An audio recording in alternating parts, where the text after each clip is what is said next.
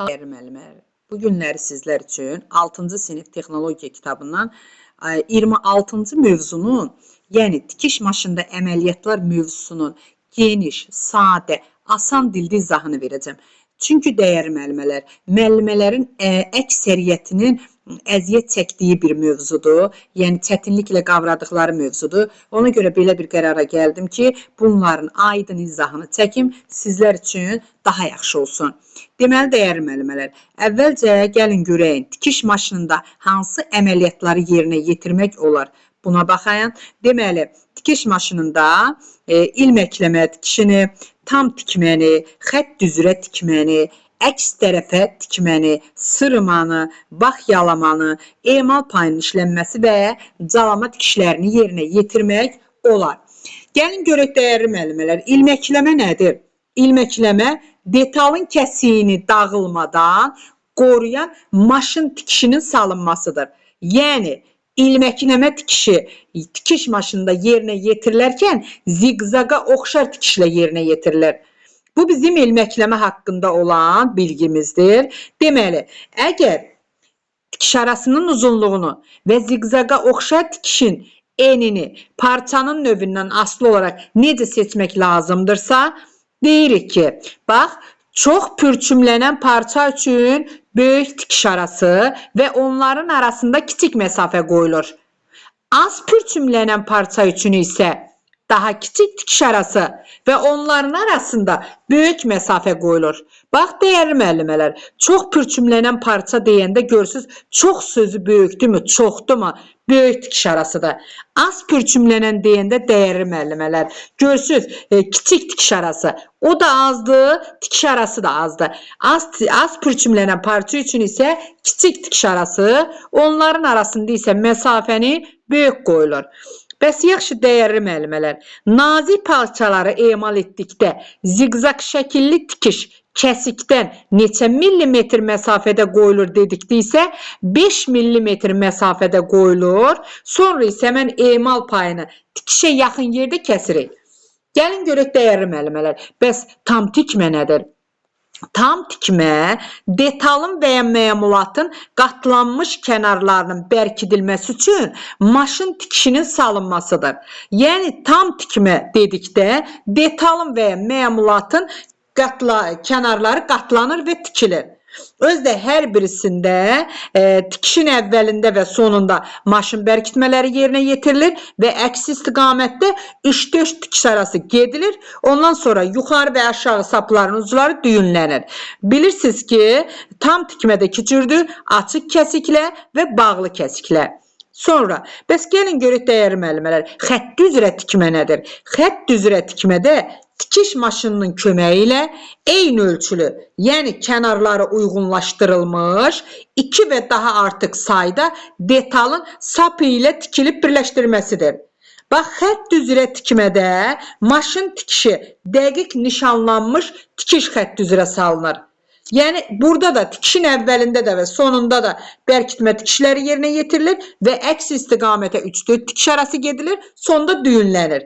Bir də dəyərli müəllimələr, xətt üzrə tikmədə sonda müvəqqəti təyinatlı tikiş kənarlaşdırılır. Bax, testlərdə sizin qarşınıza çıxacaq, bu xətt üzrə tikmədədir. Sonda müvəqqəti təyinatlı tikiş kənarlaşdırılır. Bəs əks tərəfə tikmə nədir? Əks tərəfə tikmə adından məlumdur. Açar söz içindədir. Yəni, əks tərəfə yönəlmiş emal payının bərkidilməsi və tikişin salınmasıdır. Əks tərəfə tikmədə dəyərli müəllimələr, açar sözlər içərisində əks tərəfə tikmə qoşa sapla yerinə yetirilir və tikişin hər iki tərəfindən müəyyən məsafədə məmulatın üst tərəfinə maşın tikişini qoymaq, tikişin əvvəlində və sonunda yenə maşın tikişinin bərkitmələrini yerinə yetirmək, yenə əks istiqamətə də 3-4 tikiş arası getmək və düyünləmək lazımdır. Sonra sırıma nədir? Sırıma odur ki, bir şeyin nəyəsə sırınması. Bax, bir detalı digərin üstünə qoyaraq birləşdirmək və emal payını bərkitmək üçün tikişin salınmasıdır. Sırımada da yenə dəyərli müəllimələr məmulatın üst tərəfindən, yəni tikmə tikişinin yuxarı detalın qatlanmasından müəyyən məsafədə salınır. Tikişin yenə əvvəlində və sonunda bərkitmələr yerinə yetirilir və sonda da düyünləmək lazımdır. Baxyalama nədir? Baxyalamanın açar sözü dəyərli müəllimələr tərsinə çevrilmədir. Sonra baxyalamanı düzgün yerinə yetirməkdir. Xətt üzərində dəqiq qoymaqdır. Bunlar baxyalamanın açar sözüdür. Yəni, baxyalama tərsinə çevirmə şərti ilə detalların kontur boyu saplarla birləşdirməsidir. Baxyalamanı düzgün yerinə yetirmək üçün maşın tikişini o nişanlanmış tikiş xətti üzərində dəqiq qoymaq lazımdır. Baxyalama tikişini necə yerinə yetiririk deyəndə də tikişin dönməsi zamanı iynə bucağın təpəsində saxlanılır, sonra pəncəni qaldırılır, ondan sonra parça iynənin ətrafında fırladılaraq yenidən pəncə aşağı salınır və tikiş davam etdirilir. Tikişim dediyimiz kimi əvvəlində və sonunda da maşın bərkitmələri yerinə yetirir. Baxyalamanın açar sözü tərsinə çevrilmə şərtidir. Baxyalamanın açar sözü tikiş xətti üzərinə dəqiq qoymaqdır. Pəncə sözü gördüsə, bucaq sözü gördüsə, bunların hamısı baxyalamada açar söz kimi işlənəcək.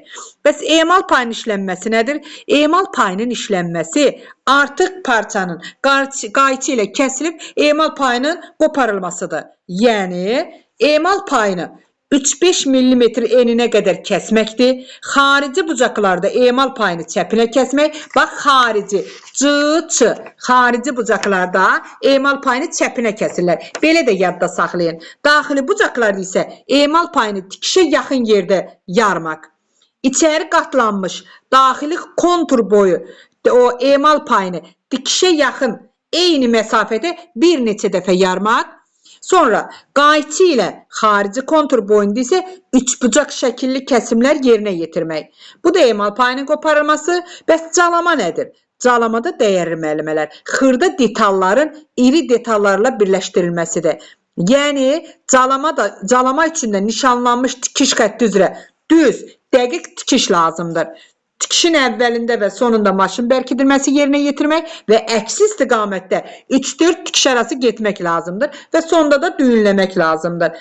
Deməli, dəyərli müəllimələr, bu bizim 6-cı sinif texnologiya dərsliyimizdən olan 26-cı mövzu tikiş maşınında əməliyyatlar aydın, sadə şəkildə izahını verdim.